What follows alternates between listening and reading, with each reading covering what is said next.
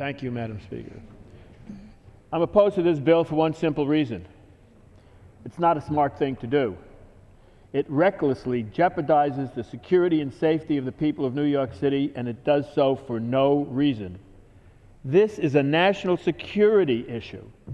It would be irresponsible and indefinitely delay the vital security improvements to the perimeter of the UN campus in the city that the State Department wants to undertake and has the resources to commit.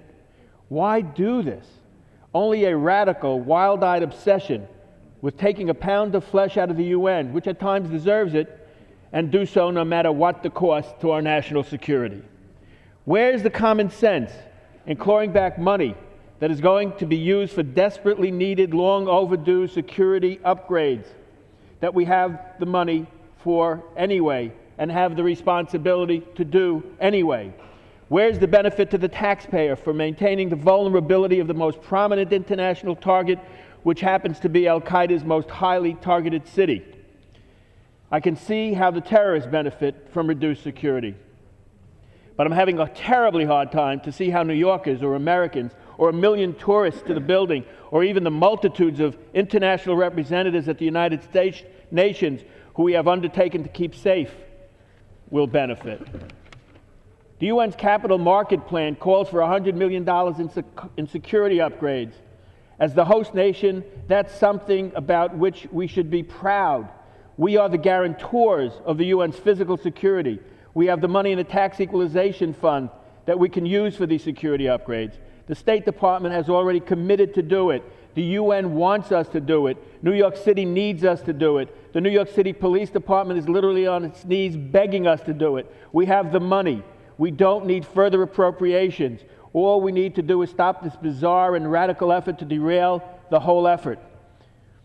And you want to eliminate $100 million in jobs? Why? Security in New York is something I take very seriously. I think most members do. As the bill shows, some clearly don't. They're all too happy to rush to the floor every September 11th and boast about the amazing heroism of our police, our firefighters, our first responders. One day a year, they think New York City is part of America. The rhetoric is all patriotism and bombast, full of promises to do whatever it takes, and then comes the time for paying for it. And then, Madam Speaker, some members have a change of heart.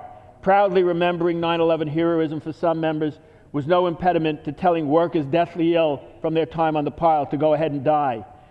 Congress didn't have the money for them, at least not until the story got out.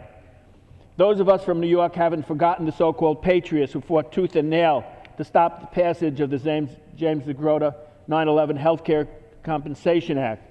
And now, instead of fighting to get Congress to do the minimally decent thing, we find ourselves on the floor of the House fighting to prevent Congress from doing the maximum stupid thing. I'm not sure this constitutes progress. Taking money from vital security upgrades is radical, irresponsible, and reckless. It's stupid. Vote no on stupid. Thank you, gentlemen.